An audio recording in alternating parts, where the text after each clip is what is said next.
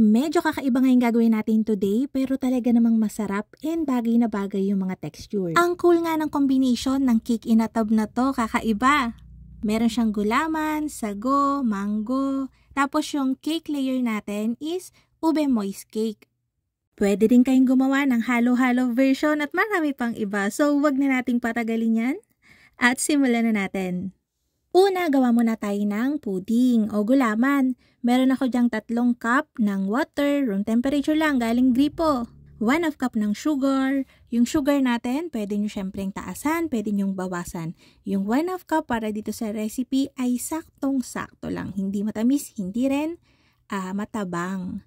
Tapos para sa ube flavor natin, maglalagay lang ako dyan ng nasa 1/2 teaspoon ng yam emulko. Isang pack ng gulaman, haluin lang yan hanggang sa matunaw. Buksan natin yung apoy to medium and paabutin natin siya sa near boiling point, yung medyo umuusok na. Tsaka tayo maglalagay ng isang lata ng all-purpose cream.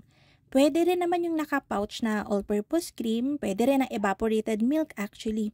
Pero mas masarap yung texture kapag all-purpose cream, tsaka yung lasa. Tapos ayan, pinakuloan lang natin ulit yan to near boiling point, ahunin na and then i-transfer sa container.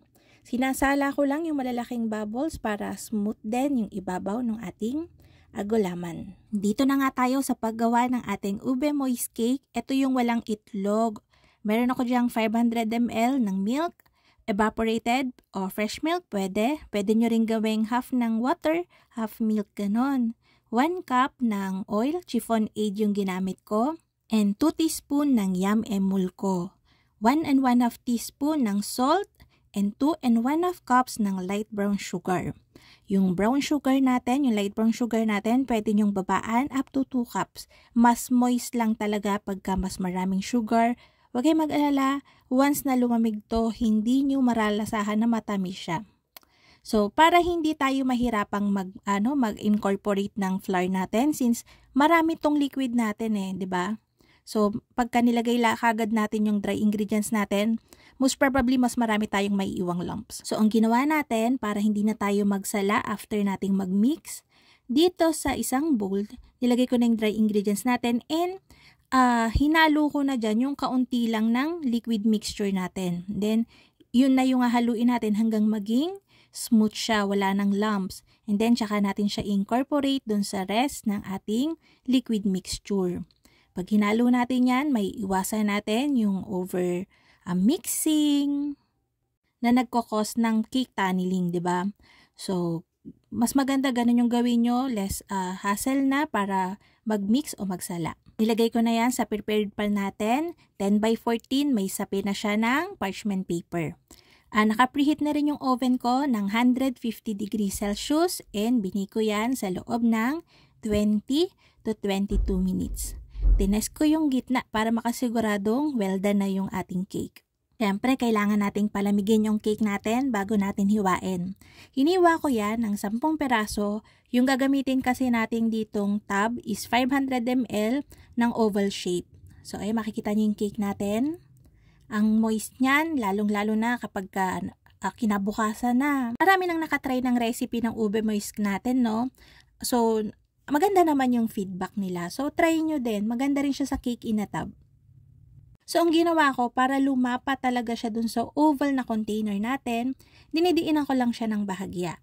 Yan, para talagang lapat na lapat siya, hindi kakalat yung ating frosting. Para na siyang kalamay.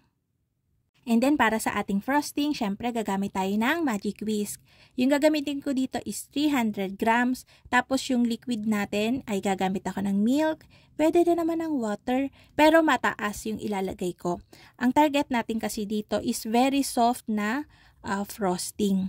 Hindi siya yung napapipe, talagang soft. Yung kasi yung bagay dun sa texture, na-try ko siya ng medyo stiff yung ginawa ko. And mas preferred ko talaga yung soft. Kasi marami tayong toppings eh. So, ang nilagay ko dyang milk, cold milk, is 200 grams. Actually, 210.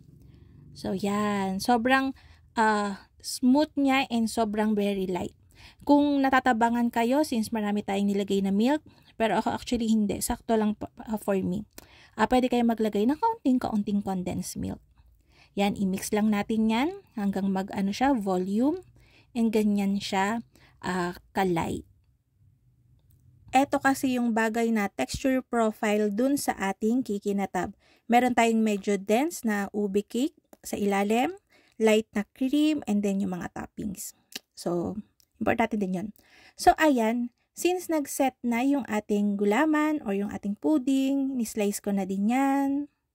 Hindi natin ito magagamit lahat. Actually, yung natira dito, ginawa naming gulaman jelly. May sago din, may condensed milk, may all-purpose cream, and ginawa naming parang coffee jelly. So, masarap siya, promise. Gumamit din ako dito ng 5 piece ng mangga, panglagay din doon sa toppings. Yun nga, sabi ko kanina, pwede nyo itong gawing halo-halo, version ng cake, diba? Yung mga toppings ng halo-halo, pwede nyo ilagay sa kanya. And kapag ka na-chill to, ay nako, ang sarap. Ang din, pamatid init din sa panahon ngayon. Pwede din na instead na ube moist cake, pwede nyo rin itong baguhin yung flavor or kaya gawing chiffon. Magkakaigi din, bagay din naman. So, ayan, nilagay natin yung mga toppings. And, yung may kong question kung nagtutubig ba daw siya. Ito, papakita ko sa inyo after, overnight sa chiller. Hindi naman siya nagtutubig. See? Hindi naman siya mukhang na-dry or anything. Maganda pa din. Overnight na to. So, yan. So, ayan na nga mga kalutong tinapay. Sana'y nagustuhan niyo ating video for today. Magkita-kita tayong muli. Ito pong malalutong tinapay. Bye-bye!